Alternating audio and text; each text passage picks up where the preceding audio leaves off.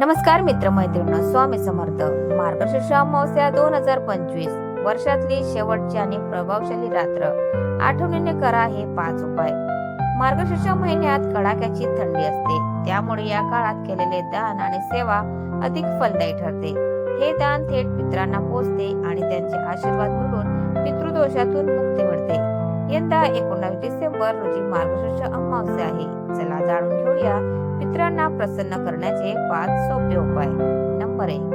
मार्गशीर्ष महिन्यात थंडी जास्त असल्याने गरजू व्यक्तींना शाल, ब्लँकेट किंवा लोकरीचे कपडे दान करणे अत्यंत शुभ मानले जाते. हे दान नेहमी आपल्या पूर्वजांच्या नावाने करावे, यामुळे घरात शांतता नांदते आणि जीवनातील अडथळे दूर होतात. वस्त्रदानासोबतच अन्नदान करणेही श्रेष्ठ मानले गेले आहे. नंबर 2. अशी मान्यता आहे की आपले पितर पशुपक्ष्यांच्या रूपात येऊन आपले भोजन ग्रहण करतात. अमावस्येच्या दिवशी कावडा, गाय आणि कुत्रा यांना अन्न खायला दिल्याने पितृदोष कमी होतो. पितरांच्या आशीर्वादाने रखडलेली कामे मार्गी लागतात. नंबर 3. अमावस्येच्या दिवशी एखाद्या पवित्र नदीत स्नान करण्याचे मोठे महत्त्व आहे. जर नदीवर जाणे शक्य नसेल तर घरातील आंघोळीच्या पाण्यात थोडे गंगाजल टाकून स्नान करणे. स्नानानंतर पितरांच्या नावाने तर्पण म्हणजे पाणी अर्पण करणे हे करावे, ज्यामुळे त्यांना गती मिळते आणि ते आपल्यावर प्रसन्न होतात. नंबर 4.